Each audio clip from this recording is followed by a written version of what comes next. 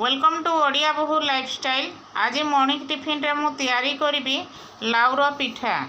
से प्रथम लाउ को सफा कर धोई देइथिली। मु फाड़े लाउ नौची तार चोपा को बाहर करदेवी। लाउ रे पानी थाए बहुत सारा, से लाउ को जदि धोईकरी काटिबे ताहले पानी भी कम बाहर। लाउ तरकारी करी खाइथिबे किंतु पिठा करी थोड़े खातु, देखिए केते टेस्ट लगे। लाउ तरकारी जमती करती सेमती छोट छोट साइज करी लाउ को प्रथमे काटिदेली। काटी सारबा परे प्रथमे ताकू अल्प टिके लुण देकरी 10 मिनिट केते कभर करदेवी सिझिबा पाई। एबे लाउ भल भाबरे सिझी गला कि नहीं खोलिकरी चेक कली, देखिली भल भाबरे प्रेस कली भांगी जाउछि। लाउ भल भाबरे सिझी गला। ताकू ठंडा हवा पाई किछि समय देवी। अरुआ चाउल मु मिल्कमेड डबारे डबे नहीं ताकू 2 घंटा बतरे देइथिली। बिरही भी मु बतरे देइथिली।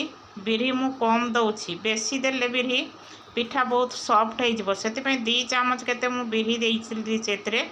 आ लाउ को सिझेई रखी से चाउल बिरही सहित भल भाबरे हाथ रे प्रथमे मिक्स करदेवी। मिक्स करी ताकू चाउल बिरही सहित लाउ को एका संगे ग्राइंडिंग करदेवी। एबे चिकन भाबरे ताकू पेशी देली।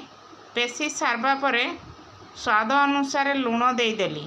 लुण दे सारबा परे भल भाबरे चामच रे मिक्स करदेली। बेटरटा टिके इडली बेटर पड़े मु टिके मोटा रखिली। मोटा पिठा करी से इडली जमती रखती मोटा सेतिकी ही ठीक मु रखिली।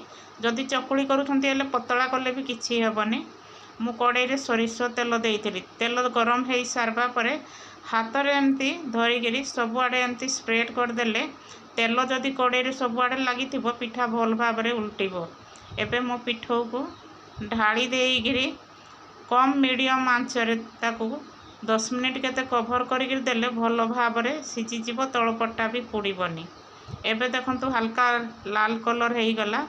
ऊपर पट तल को उल्टे देली। 2 साइड भी भल भाबरे लाउ पिठा रेडी हो गला। एबे देखंतु लाउ पिठा मोर रेडी हो जाइछि। ताकू 4 पीस करिकरी एमती साइज रे काटी देली। लाउ तरकारी करिकरी खाइथिबे किंतु पिठा करिकरी एमती थोड़े खातु आ तार टेस्ट पातु। देखिए बहुत टेस्ट ही लगी थाए। लाउ पिठा बहुत सॉफ्ट भी होइछि। एई छोट रेसिपीटी जदि मन को छुईछि हेले लाइक टे सब्सक्राइब टे कर दियंतु। रहिली। जय जगन्नाथ।